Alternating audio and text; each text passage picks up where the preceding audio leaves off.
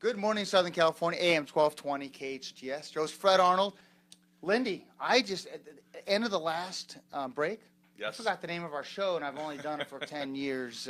Anyhow, Santa Clarita Valley Chamber of Commerce Business Spotlight. I'm with Lindahl, Lucas. Lindy, we call him? Yes, Lindy is what my friends call me, and Yep. I love it when my friends call me that. Yep. And now you've been in the business for over 2 decades, right? 30 years, Yes. actually. Wow. You're aging yourself, but you look great.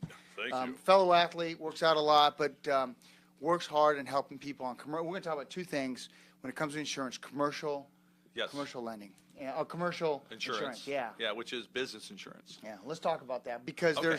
there's the BOP. Let's talk about what is BOP? Business owner's policy. The BOP is more like it's your average, it's your cookie cutter, I would like to call. It's a policy that was created by an insurance company to give the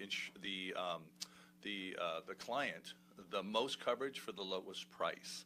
It's really kind of nice, and you know, and there's certain classes that fits into that. And when they say cookie cutters, it's vanilla, which means which in insurance terms would be just like your average everyday mom and pop type of a business. So if you had like a dry cleaners, you had a maybe a little clothing store or a little coffee shop, you know, little restaurants, things like that. Companies like to do BOP policies for them. Mm-hmm. They include a whole bunch of actually a whole bunch of coverage. Like riders or additional items that's covered on it, such as loss, theft, loss of use. Well, actually, loss of use, liability, general liability, things like that that are included in there. And those are standard contents, third-party coverages. You're talking about hired and non-owned coverages for your car. And for me to get into any one of these, it would take the whole show, which we really don't want to do. But the BOP coverages are actually really good for businesses. But that's more of the small business, and we handle from the small business to the large business. I've got a great staff of employees that work with me. I'm just really blessed right now to have a great group of people that I can count on to help protect all of our clients. So let's talk about the next, from a BOP to, let's say you have a few more employees and you specialize. Do you customize a package for that particular company or that particular industry? Absolutely. And in fact, what we do is if we have a larger company, we'll sit down and we'll just do our homework on that industry. Mm-hmm. We'll do the homework on the client. I have companies right now that we insure that are in multiple states in the U.S.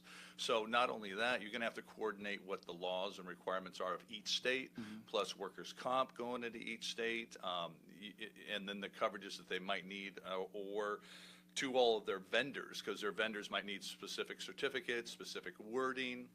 These are just coverages that when we look at a larger company, they're more complex, and I have a great, like I said, some great staff that we sit down, we go through the fine-tooth things, we go through with the fine-tooth comb, and we look at all the points that are going to make it better for them, better coverage, better pricing. Let's talk about, real briefly, yes, commercial real estate. You're a small business owner and you own the building you're in. Okay.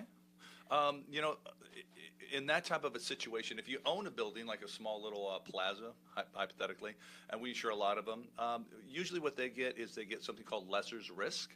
Lesser's risk covers the liability for the whole plaza, and they handle the issues of just any liabilities issues that might come up while the plaza is being rented by somebody else. Now, as the owner, you want to make sure that anybody renting the office space or the retail space has their own insurance.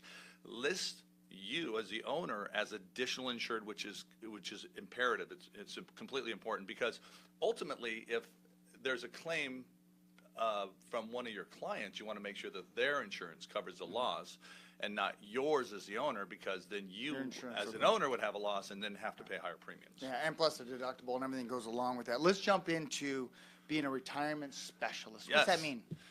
Well, actually, for the last 10 years, I have been focusing personally myself on retirement planning. I kind of came into play with my parents, actually. They needed some help planning their retirement, and I kind of jumped into it. Started thinking about my own as well, trying to figure out, okay, where am I and how am I set? And the thing that I find out, and the thing that I've been really understanding lately, is that most retirees don't have a plan. Most retirees have never even thought about it. In fact, when they're deep in the weeds is when they really think about, man, what should I have done? Mm-hmm. And the truth of it is that most retirees will spend more time planning their vacation than they will actually planning their retirement. Right. So what I do as a specialist, I look at everything.